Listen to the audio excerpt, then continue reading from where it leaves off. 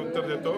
माननीय मोदीजींनी या देशामध्ये प्रत्येकाला आपलं स्वतःचं हक्काचं घर असावं म्हणून असं जाहीर केलं होतं आणि त्यातलाच एक भाग म्हणून काल अमित शहाजींच्या नेतृत्वामध्ये आणि देवेंद्रजींच्या नेतृत्वामध्ये एकनाथ शिंदे साहेब, अजितदादा पवार यांच्या नेतृत्वामध्ये पुण्यामध्ये कार्यक्रम झाला। त्या माध्यमातून 20 लाख घरांची काल मान्यता देण्यात आली।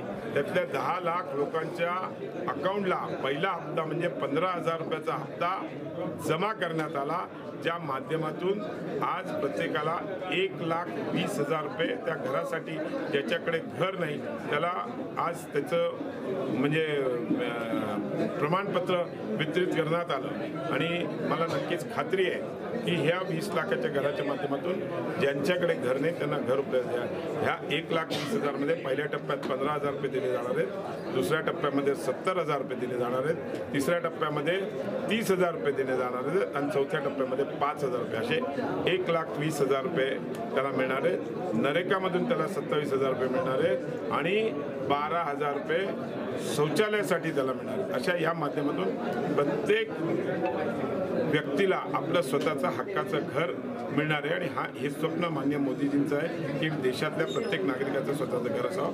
हा असे 20 लाख घरांचं काल आम्ही वितरण केलेलं आहे। सर, नांदेड नांदेड शहराला 1.5 लाख घरांचं काल आम्ही वितरण केलेलं आहे। आता दुसरा प्रश्न विचारा। संजय राऊत म्हणाले, एक मिनिट थांबा, त्यांचा प्रश्न विचारा। रेती उपलब्ध होत नाही तर मग घरे कसे तयार होणार? असं काही नाही आहे। महसूल विभागाच्या वतीने रेतीसाठी ठेके दिले जात आहेत आणि अवैध रेतीला आळा आणून लिगली महसूलच्या माध्यमातून सगळ्यांना रेती पुरवली जाईल, रेतीची कमतरता पडणार नाही। मंत्री महोदय, हरित लवादाच्या नियमांना हरताळ फसत या ठिकाणी मोठ्या प्रमाणामध्ये अवैध रेतीचं उत्खनन होताना सांगितलं ना, मागे DPDC मध्ये पण आम्ही सांगितलं होतं की अवैध रेतीच्या कलेक्टरला पण सांगितलं आम्ही, पण कलेक्टरची बदली झाली, नवीन कलेक्टर आले, त्यांनाही आज सकाळी आम्ही सूचना दिलेल्या आहेत। पोलीस SP ला पण आम्ही सांगितलेलं आहे, IG ला पण आम्ही सांगू आणि नक्कीच येणाऱ्या काळामध्ये कडक कारवाई जो कोणी रेतीचं अवैध हे करत असेल त्याच्यावर केली जाईल आणि आमचा प्रयत्न आहे की येणाऱ्या काळामध्ये आम्ही माननीय मुख्यमंत्र्यांशी बोलून त्यांच्यावर मोक्कासारख्या अशा कायद्याच्या माध्यमातून त्याच्यावर गुन्हे दाखल करावे असा आम्ही प्रयत्न करतो। मात्र या ठिकाणी महसूलचेच अधिकारी आका होऊन बसल्याचं चित्र या ठिकाणी नांदेड काळजी नका करू। आता